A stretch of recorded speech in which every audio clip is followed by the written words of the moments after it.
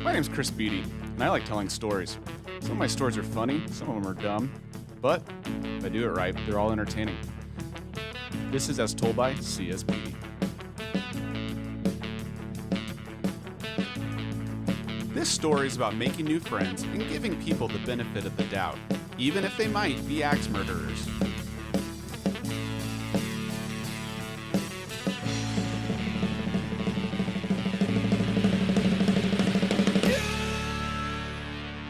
As a young college student no longer under the constant care of my parents, I reveled in my ability to do the things I wanted. Bedtimes, diets, and study habits were all up to my discretion, the only limits being the lack of steady income. I've always loved travel, and no longer needing my parents' say so, my spirit of adventure came alive when my buddy Josh invited me to watch NHL hockey games around the country. Our wanderlust didn't match our travel budget. We became experts at public transportation, splitting gas money, staying at cheap hostels, using frequent-flier miles, and crashing on airport benches. But we stumbled upon the holy grail of cheap bachelor travel when we discovered couchsurfing.com. The concept was simple. You sign up to let strangers sleep for free on your couch, and in return you are allowed to sleep for free on strangers' couches elsewhere. This was pre-Airbnb, and although the concept may sound a little strange today, in 2010 it was akin to inviting Jeffrey Dahmer, Hannibal Lecter, and your mother-in-law over for a dinner. Nothing may happen, but why in the world would you not just pay the $50 a night to be assured you weren't murdered, eaten, or criticized the entire time? The idea was for no money to change hands, and couchsurfing.com was to be self-policing. You were looking for a couch, that's all. And your host is the type that will sleep on the couches of strangers. I hadn't heard of any gruesome murders connected to couchsurfing, but I was nervous about possible vulnerabilities. Josh had signed into couchsurfing a few months earlier, and his couch had accommodated a steady stream of drifters and hitchhikers across central Nebraska. He accepted only requests from profiles with flawless reviews and never revealed his home address. Instead, he would pick up his guests at the Conestoga Mall parking lot. There may have been some awkward moments, but never any real danger. As a result, Josh's own couchsurfing.com street cred was fairly substantial. But since my name was lacking from the couchsurfing.com database, it was difficult to find trusting host couches for our hockey trips. As a result, when we arrived in Raleigh, North Carolina with no place to stay, Josh was scolded for bringing a friend and creating a security concern. That night, we dipped into our meager financial reserves for a hotel room.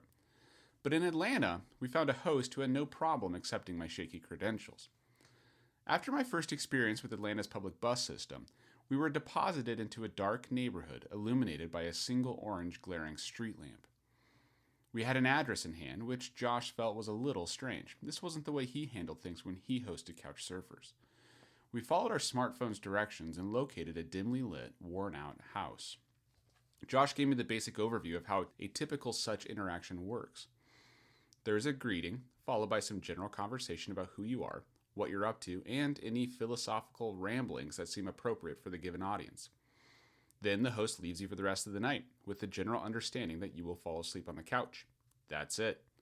Nothing crazy is supposed to happen, shouldn't happen, hopefully isn't going to happen. We knocked on the door, and it slowly opened. Our host met us, gave us the lay of the land, and alluded to his minimalist sensibilities.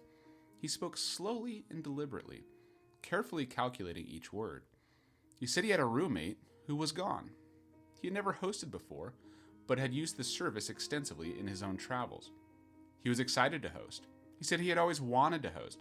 He didn't seem to know a lot about the house, which he blamed on the absent roommate. All the furnishings seemed foreign to him. He said they were owned by the roommate who wasn't there. The roommate whose presence was as empty as my couchsurfing.com profile.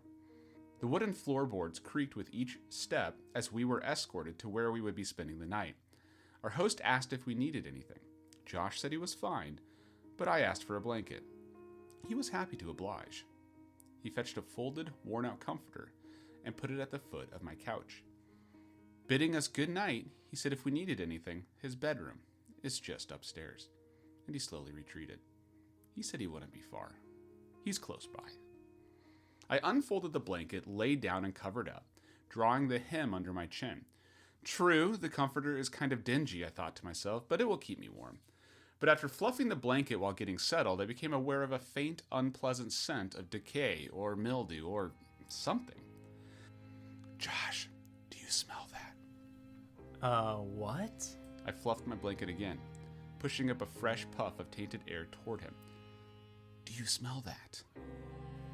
No. Over the next few puffs blown his way, he repeatedly denied the stench's existence.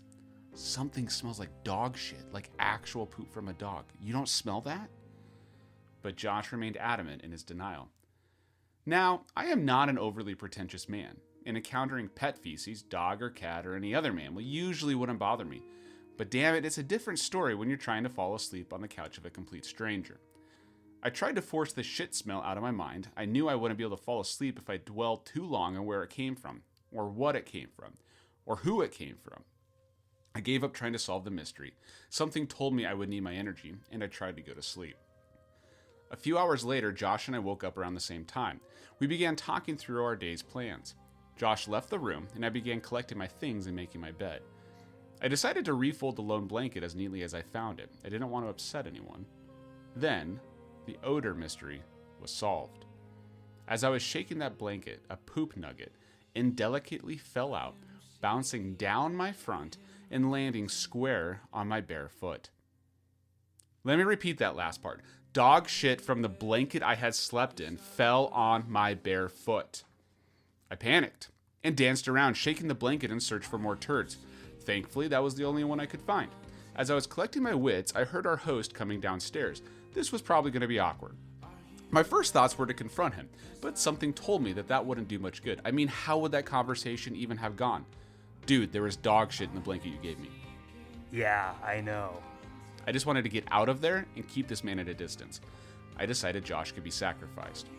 Josh was standing in the kitchen waiting for his oatmeal to absorb the appropriate amount of moisture.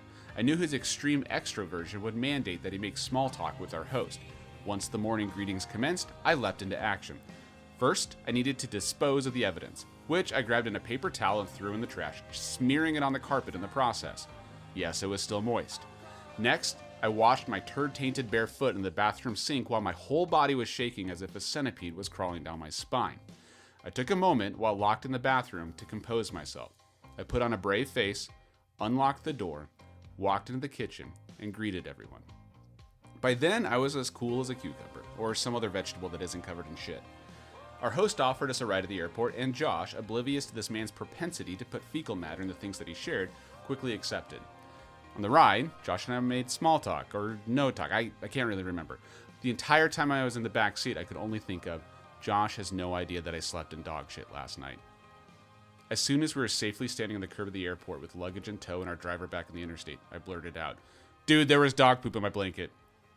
I had to repeat this a few more times before he fully understood. That smell last night, it was dog shit, like from a dog, and I slept in it. I walked him through my morning adventure, and we took a moment to pause and fully appreciate what had just transpired. Then we caught our flight. I've repeated this story to everyone except my parents. It's my go-to, my icebreaker, my attention grabber, my keep in the back pocket tale for when I need it. But even after all these retellings, one day, something about the events of that morning struck me and shook me to my core. The entire time we were in the Atlanta house, I never once saw a dog or any other signs of a dog. It didn't come from me, honest, you've got to believe me. As Told by C.S. Beaty is written by Chris Beaty, and Uncle Bob Copperstone helped with the editing. Jimmy Mateo was the voice of my buddy Josh, and Rob Vanderveen was the creepy host. Everything is recorded in the greatest city on earth, Omaha, Nebraska.